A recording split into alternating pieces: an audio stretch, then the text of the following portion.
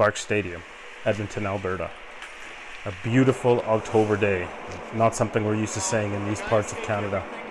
Typically we're used to seeing some snow on the ground, temperatures in the -degrees Celsius, but the boys were ready. The moods were up, the sun was shining, the soccer gods were giving it to us today. The field was ready, the boys were ready. The trip for Cavalry began about 300 kilometers south, and as the boys met up early in the morning to catch the bus with the short stop and ready for some breakfast, but the boys were serious, the boys were focused, but the boys were also pretty loose. Everybody knew they had a job to do. Everybody knew they wanted to earn a spot. There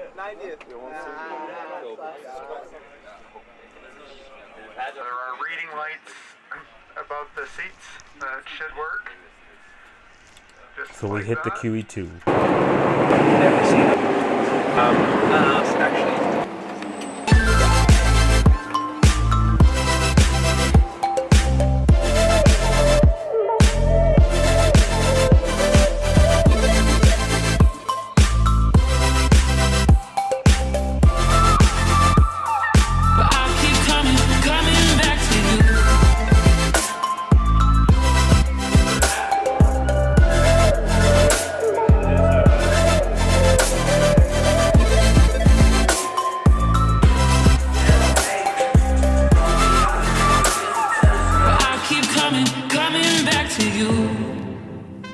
The pre-game warm-ups were nothing out of the ordinary, but the boys looked focused as the stands began to fill.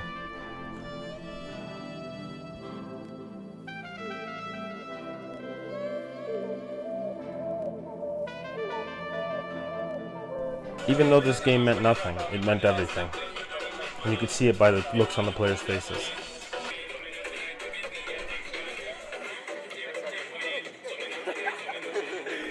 The River Valley Vanguard were there in full effect.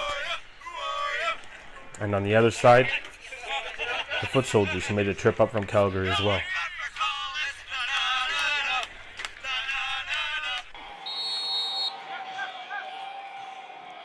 The game was tough, as we expected.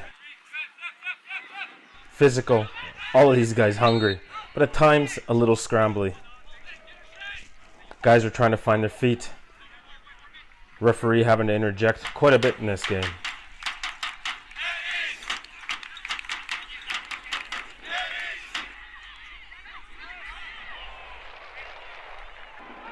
And then came the first sign of life from the Eddies.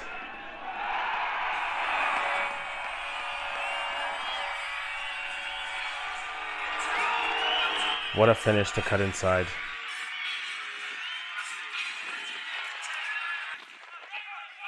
Calgary was quick to respond and not sit back on their heels. Pressed FC Edmonton right away.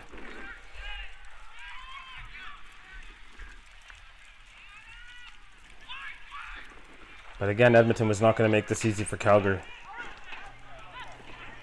The coaches looked on but didn't seem to interfere too much in the game, as the players were trying to prove something on their own. There were some prospects, a lot of new faces, and a lot of familiar faces on both sides. And the hard press and the hard play continued from both sides and didn't look to stop. And this carried all the way into the second half. A few substitutions were made, but nothing too crazy, as it looked like the teams were pretty well set for the evening.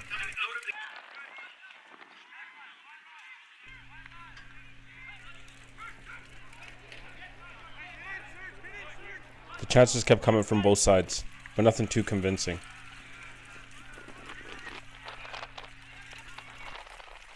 Calgary would continue.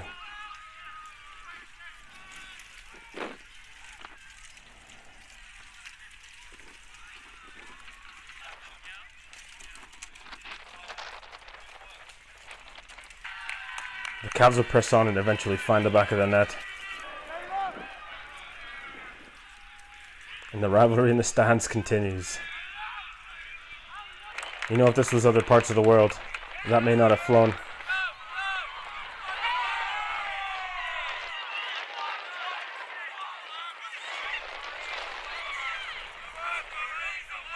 A little bit of controversy there on some of the calls, but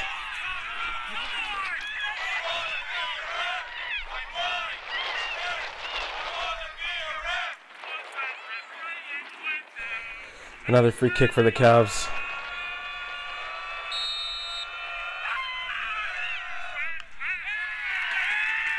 Thought Eddie's keeper was up to it. Late in the game,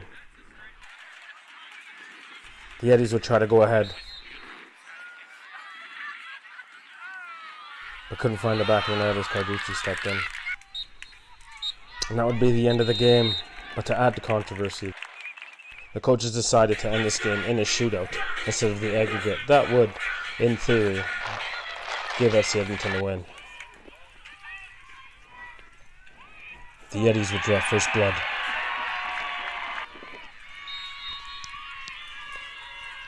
The Cavs would try to answer. Eddies looked to open the gap.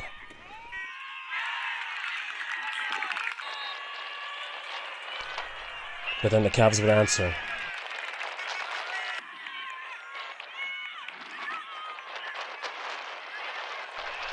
Eddies would go up.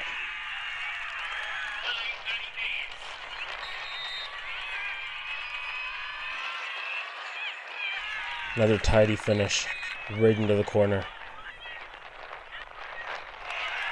The Cavs keeper would make the save.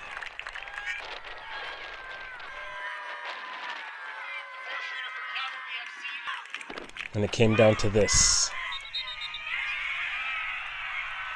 The ref would call the penalty back, as if you look closely, the ball does move off the spot.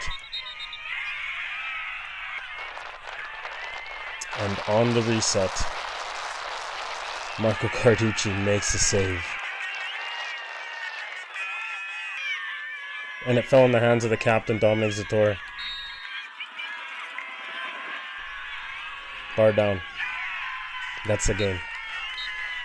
What we loved about this game was the camaraderie between the players on and off the field, the fans from both sides, but ultimately the fact that this is about to become something real for us.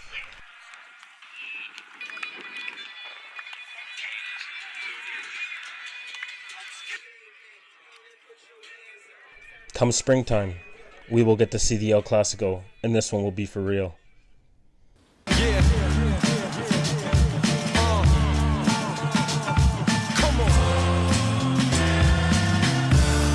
1 2 1 2.